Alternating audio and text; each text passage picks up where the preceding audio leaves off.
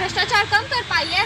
कम और ज़्यादा बढ़ गया है यहाँ पर भ्रष्टाचार। आप देख सकते हो कि जो बेरोजगार युवा है सड़क पर फिर रहा है, क्या ये एक तरीके से रोजगार दिया है? भ्रष्टाचार कम हुआ है? भ्रष्टाचार तो आप यहाँ पे नौकरी का भी देख सकते हो। और यहाँ के जितने भी मुद्दे मैं आपको बता दूं, जैसे बिजली का इन्होंने बोला, अखबार में दिया बड़ी बड़ी कटिंग में, हरीश सिंह रावत जी जो है मंत्री जी है, उसमें ऊर्जा मंत्री। दूसरे यहाँ पे मुख्यमंत्री बने हैं कि इनका काम जो है कि मुख्यमंत्री बदलो और उत्तराखंड में लोगों को चैन इससे आ जाएगा कि यहाँ के जो मुख्यमंत्री उन्हें बदलना है। दूसरी बात, ना तो इन्होंने बिजली के रेट कम किए। आपको पता है पहले इन्होंने वादा किया कि 100 यूनिट हम फ्री देंगे, जैसे वहाँ पे अरविंद केजरीवाल जी देते हैं दिल्ली में, ऐसे ही हम उत्तराखंड में बिजली फ्री देंगे। लेकिन आप बताओ, फ्री करने की बजाय इन्होंने 4.5 रुपये यूनिट इन्होंने ज़्यादा कर दिए। अब ये भी एक मुद्दा है।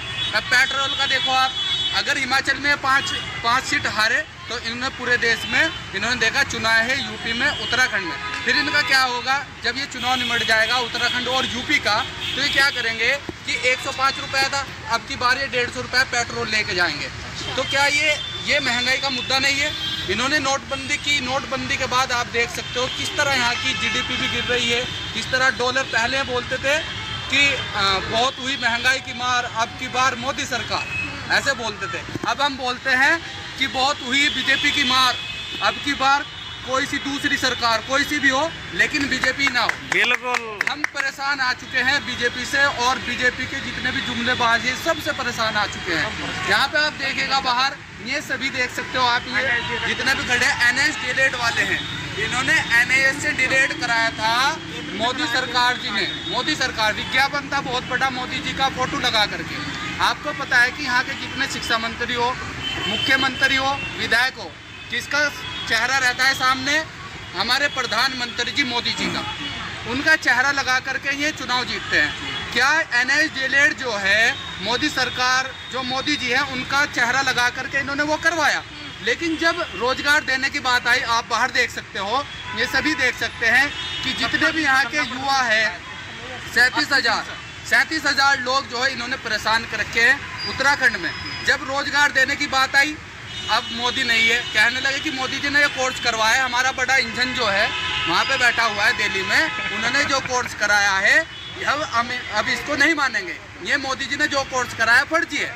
क्या एक राज्य सरकार जो बीजेपी हो और वो भी बीजेपी हो, तो उसका एक पेड़ का एक हिस्सा, यानी कि पेड़ का एक हिस्सा मतलब वो तो जो दिल्ली में बैठा है वो है मोदी सरकार, और जो ये राज्य सरकार उसका एक पत्ता है। एक पत्ता ये बोल रहा है कि ये जो मोदी जी ने कोर्स कराया है ये आपका सही वैलिड नहीं है। ये तो हो गए आपकी रोजगार की बात।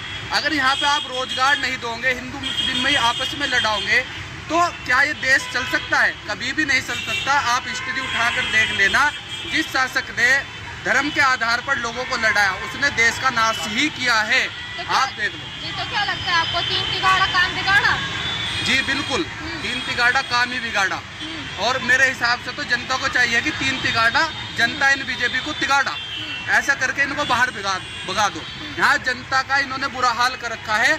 आप कहीं भी देख सकते हो, जा करके कहीं भी देख लो, किसी भी महकमे में देख लो, किसी भी महकमे में आप देख सकते हैं भ्रष्टाचार अपने लेवल से ऊपर जा चुका है। अब यहाँ पे देख लो आप, ये तो आपको दिख रहा है कि ये पुलिस वाले भी इधर बैठे हुए, क्या साल हो गया धरने पर? क्या ये प्रदेश धरने के लिए ही बना है?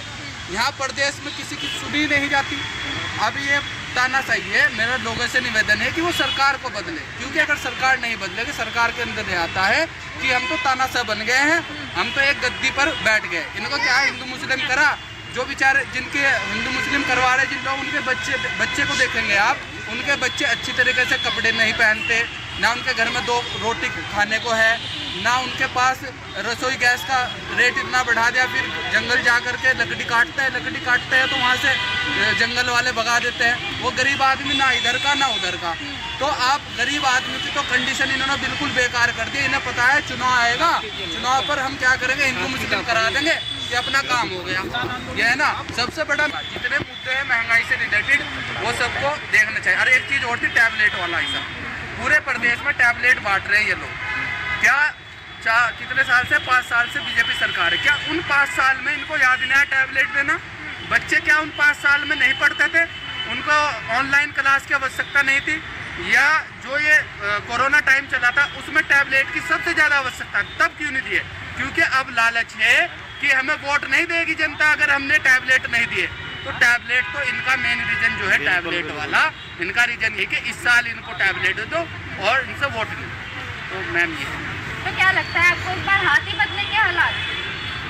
मुझे तो लगता नहीं कि यहाँ के हालात, तो वैसे अब की बार जनता इनको सबक सिखाएगी, दूसरी पार्टी को यहाँ पे इनको चुनेगी। जैसे यहाँ पे मैं कह सकता हूँ, जैसे अरविंद केजरीवाल जी है दिल्ली में, अगर वो मॉडल लाएंगे तो यहाँ सक्सेसफुल हो सकता है उत्तराखंड। मैं बता दूँ कैसे।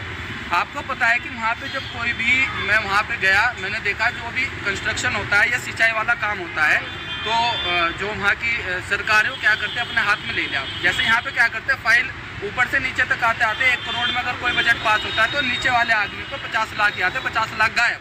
वो क्या करते हैं, पूरा अरविंद केजरीवाल जी अपने हाथ में उसको लेते हैं प्रोजेक्ट को, और अगर यहाँ पे 1 करोड़ में काम होना है तो वहाँ 50 लाख में काम होता है। 50 लाख जो बचे वो जैसे बिजली फ्री कर रखी है वहाँ पे 100 यूनिट, वो वहाँ पे दे देते हैं। क्या जनता का इससे फायदा हुआ है? नहीं। वो मैंने कल आज तक के इंटरव्यू देते हुए कहा कि हमें उत्तराखंड की जनता को फ्री बिजली या फ्री पानी देकर हमें हरामखोर नहीं बनाना। ऐसा कुछ नहीं है, हरामखोर तो नेता है।